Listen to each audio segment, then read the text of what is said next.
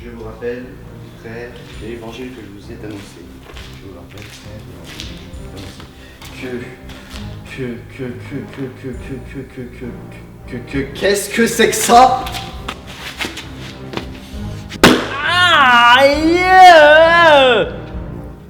Notre Père qui es aux cieux, que ton nom soit sanctifié, que ton règne vienne, sur terre comme au ciel. Pardonne nos péchés, surtout celui de cet imbécile.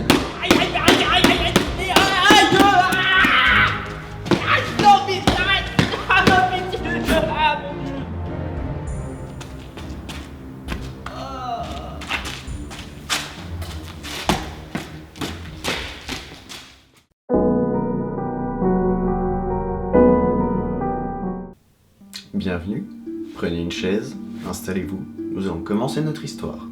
Aujourd'hui nous allons parler de Mimi, Zozo et Crapoulet. Même si leurs noms peuvent être rigolos, leur histoire ne l'est pas.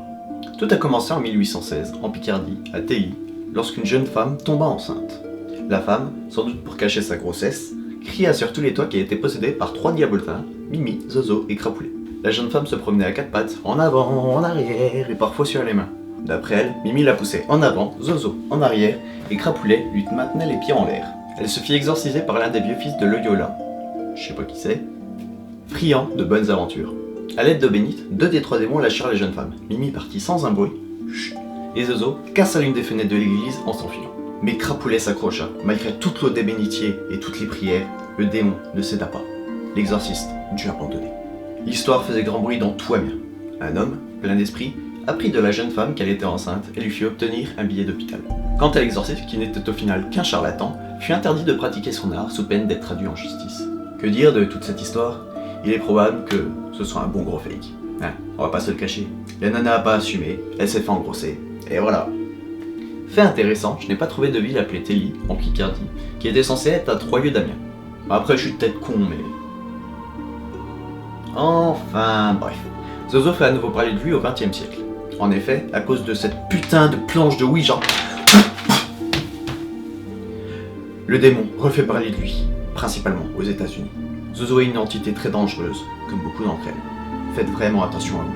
Lors de séances de Ouija, il se présente en précisant son nom, en faisant bouger la goutte de Z à O, de Z à O, de Z à O, encore, encore, encore, encore, encore, encore.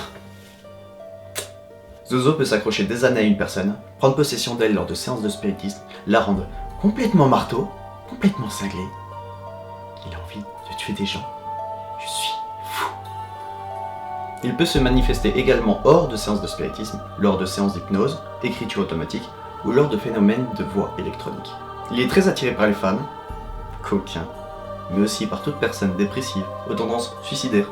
Toutes personnes fragiles sont vraiment en danger face à lui. Attention. Aux États-Unis, il existe des zozologues, des spécialistes de zozo, car il est très pris au sérieux là-bas, où les manifestations sont bien plus importantes. On relate de nombreux témoignages où des personnes sont entrées en contact avec Zozo. Je vous renvoie à la vidéo d'Alias qui vous parlera de tous ces témoignages qu'il a trouvés sur internet. Pour finir, je voudrais vous mettre en garde. N'utilisez pas de planche de Ouija.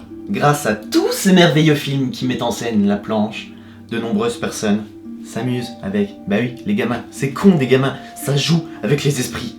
Ils ont même créé des jouets Ouija tout roses. Sérieux? Il est vraiment difficile de se débarrasser d'un esprit qui nous veut du mal. Même si vous entrez en contact avec un esprit bienveillant, vous courez également un risque. Les entités s'accrochent à vous, pas forcément pour vous faire du mal. Les entités veulent juste se sentir vivants près des humains.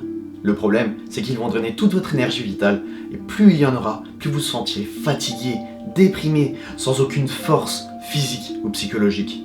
Attention, je dis pas qu'à chaque fois que vous êtes déprimé, fatigué, c'est forcément à cause d'une entité. Non, il y a beaucoup de problèmes qui arrivent, c'est la vie. Mais parfois, un bon nettoyage peut vraiment vous faire du bien. Et même si vous n'êtes pas croyant, si pour vous tout ça c'est des conneries, un effet placebo, vous pouvez aller mieux. Donc au final, si croire à ces conneries vous permet d'aller mieux, où est le mal? C'est ainsi que se termine cet épisode. Merci de l'avoir regardé, et ne jetez pas votre planche de Ouija tout de suite. Ça fait de la super déco, mais surtout, ne l'utilisez pas, s'il vous plaît. Je veux pas avoir de problème. C'était Nox, pour vous avertir.